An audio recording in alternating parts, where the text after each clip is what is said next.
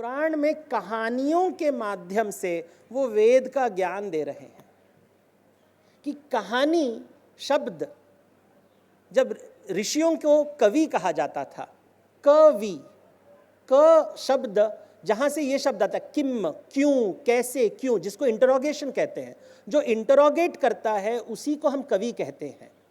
वहां से कवि से ही शब्द आता है कथा। क्या था, क्या हुआ था, कहाँ हुआ था, कब हुआ था, अंदर हुआ था हमारे मन के अंदर या बाहर। युद्ध बाहर होता है या अंदर होता है, राम बाहर है या अंदर है, मंदिर में ढूंढे या दिल के अंदर ढूंढे। राजनीति बाहर होती है, सुख अंदर होता है। तो ये जो कॉन्वर्सेशंस हैं, इसके बारे में जब हम लिखते हैं, साहित्य में लिखते हैं, तो सडनली एक दुनिया खुल जाती है कि लोग, कि अभी इसके पहले जो सेशन था, लोग लक्ष्मण रेखा लक्ष्मण रेखा लक्ष्मण रेखा बोलते गए। मैं हमेशा ये क्वेश्चन पूछता हूं, पहले तो वाल्मीकि रामायण में लक्ष्मण रेखा है ही नहीं, तो ओरिजिनल रामायण में तो लक्ष्मण रेखा है नहीं, आई कहां से? कृत्तिबास रामायण में आता है 15वीं शताब्दी में, 500 साल पहले। इसके पहले तो ये शब्द है ही नहीं, था ही नहीं। लेकिन आज अगर हम रामायण बनाएं टीवी के ऊपर और लक्ष्मण रेखा न डालें, तो लोग बोलेंगे कि आप यू आर गोइंग, शास्त्र के विरुद्ध जा रहे हो, आप ओरिजिन के अगेंस्ट जा रहे हो, क्योंकि आपने कभी ओरिजिन पढ़ा ही नहीं है। अभी जब हम लक्ष्मण रेखा की बात करते, इसी को देखते हैं, ये एक देख के वही सामवेद की बात, आरण्य और समाज को देख के ये देखते हैं।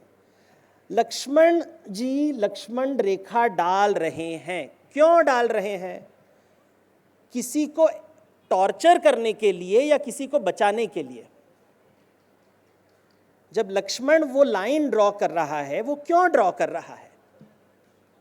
किसी को बैन करने के लिए, कंट्रोल करने, क्या वो लाइसेंस है? लाइसेंस राज का लाइन है कि मैं तुम्हें रोक, तुम्हारे फ्रीडम को मैं निकाल रहा हूं। क्या वो शोषण का सिंबल है, या कह रहा है कि नहीं तुम जंगल में हो, ये आरण्य है। आरण्य में पति पत्नी शब्द नहीं रहता, सिर्फ पुरुष स्त्री होता है।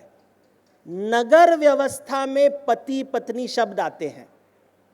तो जब मैं ये लक्ष्मण रेखा डाल रहा हूं, लक्ष्मण रेखा के इस पार समाज है, ग्राम है, उस पार आरण्य है, बाहर मत्स्य न्याय है, अंदर मत्स्य न्याय नहीं, अंदर धर्म है।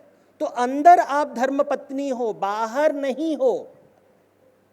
तो जब एक बाउंड्री डाला जा रहा है, इससे ये सामवेद की बातें समझाना चाहते हैं कि ग्राम और आरण्य का डिवीजन देखिए। तो सीता बैठी हुए वहां पे, सामने एक भूखा आ जाता है कि मुझे भूख लगी है, भवती भिक्षाम देहि, मुझे खाना चाहिए।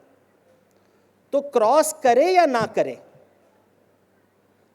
अगर आपके सामने एक आदमी भूखा है, क्या आप बोलोगे कि नहीं नहीं, अंदर धर्म है, बाहर मत्स्य न्याय है, पता नहीं कौन है, मैं नहीं खाना दूंगी?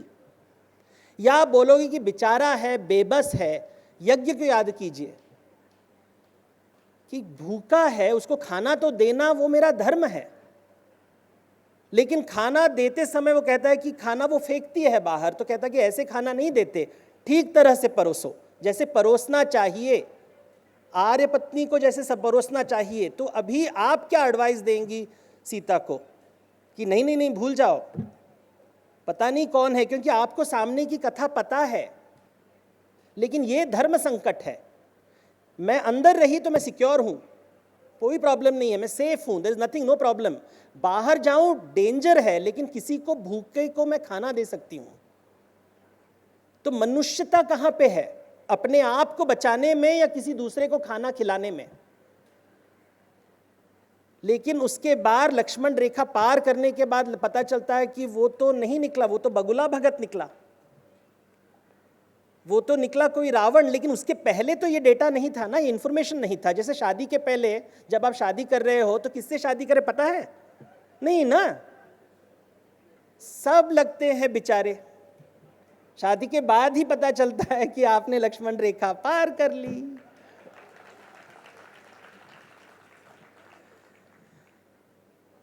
जब वे कह रहे हैं कि रावण वेदाचार्य है, उसे ये समझ है कि ये आरण्य है, अंदर ग्राम है, वो अंदर पत्नी है, बाहर पत्नी नहीं है, बाहर स्त्री है। मत्स्य न्याय में जिसका बल है वो बलपूर्वक किसी को ले सकता है, इसे राक्षस विवाह कहते हैं। जो बलपूर्वक ले सकता है जंगल में, आरण्य में, तो कहता है मैंने तो रूल नहीं तोड़ा। समाज के अंदर रूल होता है, जंगल में थोड़ी ना रूल होता है। तो राम जी कह रहे हैं कि इतना वेदाचार्य, मतलब इतना नॉलेज हो के तुम तो निकले ठग। नॉलेज को तुमने विजडम में कन्वर्ट नहीं किया। वेद से अगर करुणा नहीं आती है, तुमने उसे शोषण का माध्यम बना दिया, इसलिए तुम्हारा हत्या करना है, और वो है ब्रह्म हत्या, जो धर्मशास्त्र में सबसे नेगेटिव पॉइंट है। लेकिन राम ब्रह्म हत्या करते हैं क्योंकि तुमने जो ब्रह्म का जो पात्र है, ब्रह्म का मतलब है वेद का ज्ञान, और अगर वेद के ज्ञान से तुम में करुणा नहीं आई, तुम मदद नहीं कर रहे हो, तुम शोषण कर रहे हो, तुम क्या रहे ब्राह्मण? तुम्हारा तो ब्रह्म हत्या करना ही है। महाभारत में भी ये बात आती है, महाभारत में भी ब्रह्म हत्या होता है, द्रोणाचार्य का सर कटता है। शिव पुराण में भी ब्रह्म हत्या होता है, दक्ष का सर कटता है, ब्रह्म का सर कटता है। तो ये हिंदू धर्म के सभी काव्य में, जहाँ पे हम बोलते हैं ना ब्राह्मणिकल सोसाइटी में जितने भी कथाएं हैं सब ब्रह्म हत्या की कथा हैं। क्यों? ये प्रश्न ना कोई पूछता है या इसका उत्तर हम नहीं ढूंढते। यही है पुराण कथाओं का आइडिया, क्योंकि आपको ये पूछना है कि ब्रह्म का मतलब क्या है, ब्राह्मण का मतलब क्या है। ब्राह्मण ब्रह्म का पात्र होना चाहिए, और ब्रह्म का मतलब है ब्रह्मन। ब्रह मीन्स एक्सपैंड, मन इज माइंड, जो अपने मन को एक्सपैंड करके दूसरे के दर्द को देख समझ सकता है। सीता में ब्रह्म है, वो दूसरे का दुख देख सकती है, इसलिए वो अपनी सिक्योरिटी छोड़ के जंगल में जाके किसी को खाना दे रही है, वो उसका एडवांटेज ले रहा है। तो ब्रह्म का ज्ञान किधर है, इस तरफ या उस तरफ?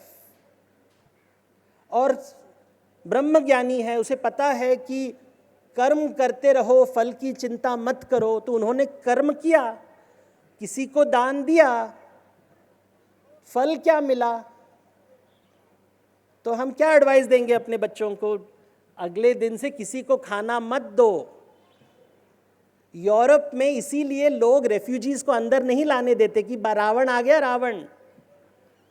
इतने अमीर देश, developed economies of Europe and America, दरवाजे के ऊपर भूखे नंगे खड़े हैं, खाना नहीं देंगे। नहीं, शायद रावण निकला तो मदद नहीं करेंगे, करुणा नहीं है। आप अपने के देश जाओ, सॉरी कांट हेल्प यू।